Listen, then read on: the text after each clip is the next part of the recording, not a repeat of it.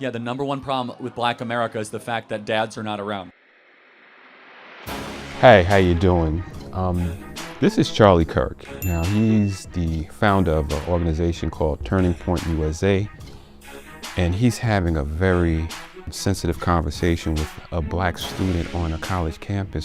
And so I want to get into this. I want to react to this conversation and add my own 2 cents. And to soften the mood, I've bought my Grogu front and center. This is not Yoda, okay? This is Yoda. Now let's get into this. Right here. So we have the Tulsa Massacre of 1921, right? Yeah, Where African Americans established a black, ago. well, they established a Black Wall Street, right? And that was taken down. We have the How did that Black Panthers How does that in impact San you? Francisco. How does that impact you? I'm saying there's a history. I'm trying to establish a link here. No, but I think, again, that you're trained to do this in the college. It has no bearing on whether or not you can make good decisions or not. Well, right? college has no impetus on my thinking. This is No, organic. I know, but I reject the whole premise. You are not a creature or a victim of what happened 104 years ago. You're your own being with your own agency, your own ability to make decisions of right And I or agree wrong. to not subscribing to victim mentality and taking accountability I know, but for your actions. I don't think any of that plays into your current status. You don't think so at all? No.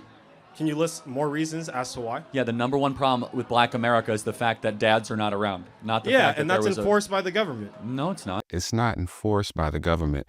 It is a choice that black parents are making to be apart. It's not enforced by the government. Yeah, and that's enforced by the government. No, it's not.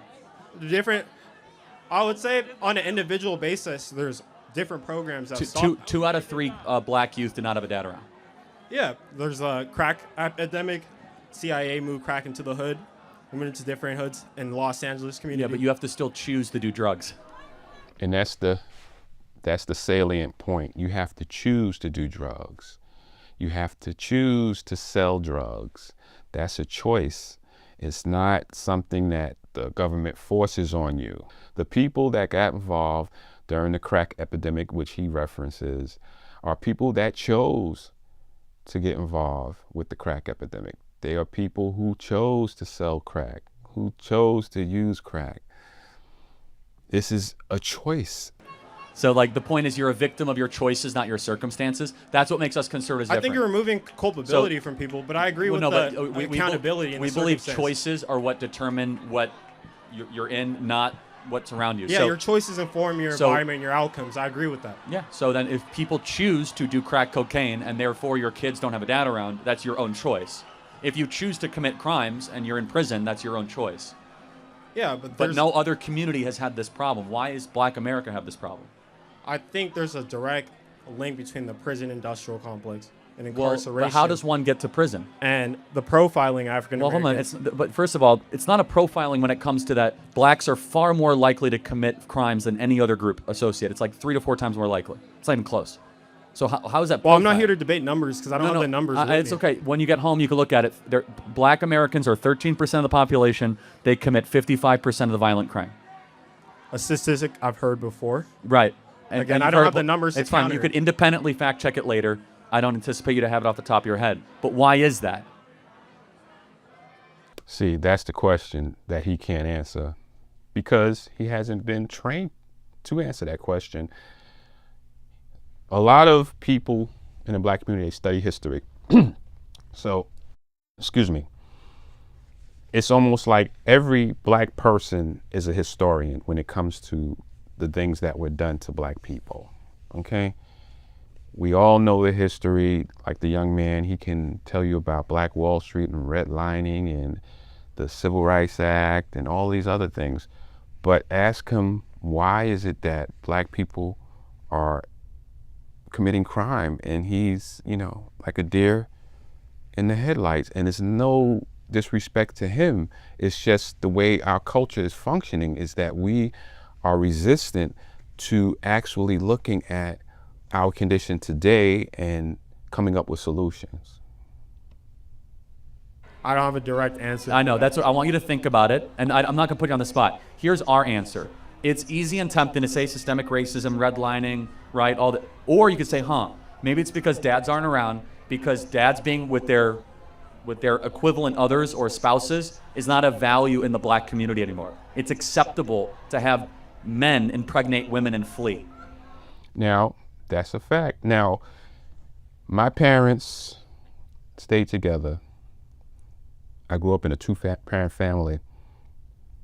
Most of my friends, I would say 95% of my friends that I grew up with in the projects in Brooklyn back in the 70s had a mother and father living in the house with them. You would go to the house and you would see the mother and the father. My father knew their mother knew my mother. That was just how the community was, and that was valued. That was something that was anticipated in the black community, that you got married and you stayed together and you raised your kids together. Now, that's not a thing anymore. It's not a cultural I expectation. think our cultural expectation is for African Americans to stand with their families and increase, because there's a lot of evidence that shows when two parents are present in a household, they have a higher chance of their children succeeding. I agree. Then why doesn't that happen? So why don't black dads stay around? I think that's a progression in our community. I think that's a progression. Now, why is I'm that saying happening? that the reason that we're here is there's a lot of factors that led us to this point. I don't but it's a decision that a black man can make. He's impregnated a woman, so he's not in jail, so he's like a free citizen. Why not stay with that woman and start a family? And I'd say for the most part, 66% of the time, we're moving in that direction. It's getting worse, not better, actually. The single fatherhood rate is getting worse in Black America. It was 25% in 1965. It was 50% in 1980. It's 75% in certain cities now. It's beyond comprehension. It's like the worst of the industrialized world. All right. Now, what he's saying is true, and you can see it. You can see it. These kids do not have two parents in the home, and it's obvious by the way that they behave and that the community is functioning. It's not functioning in a good way.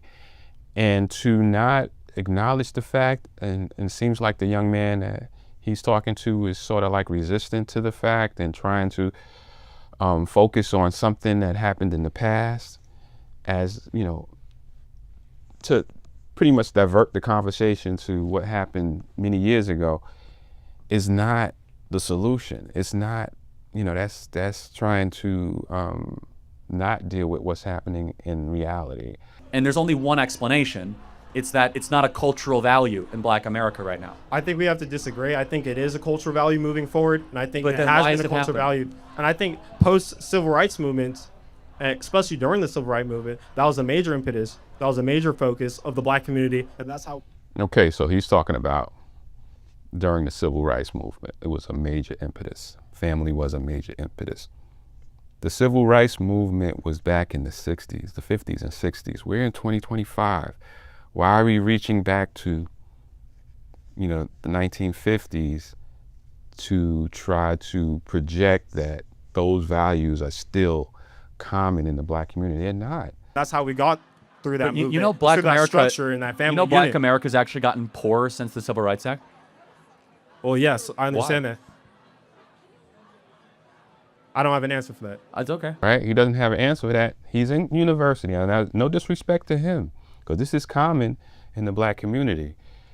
He's studying the history. He's got the history. You could have a conversation all day about the history of black people in America, and he will take you all the way from Christopher Columbus up to the civil rights movement. He knows it all. Up to defunding the police movement, he knows all that.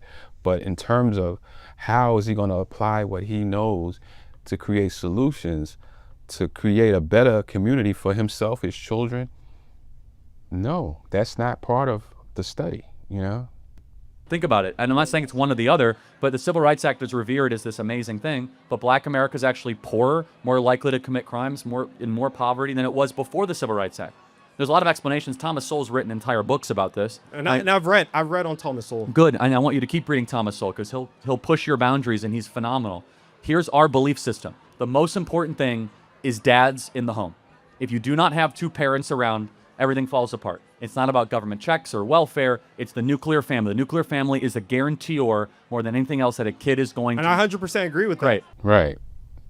That is it in a nutshell. So we have to figure out then, it's a riddle. I think I know the answer. Why so many black youth do not have dads around. I personally think the answer is more convoluted than that. I think it's a bit muddled. I think going forward, there's going to be an upward progression in that area. I have to look at the numbers, and I'll come back to you with some better statistics. No worries. Thank you very much. Thanks for your good-hearted question. Thank you very much. So, until next time, as always, peace and stay safe. What you got to say about all this, Yoda?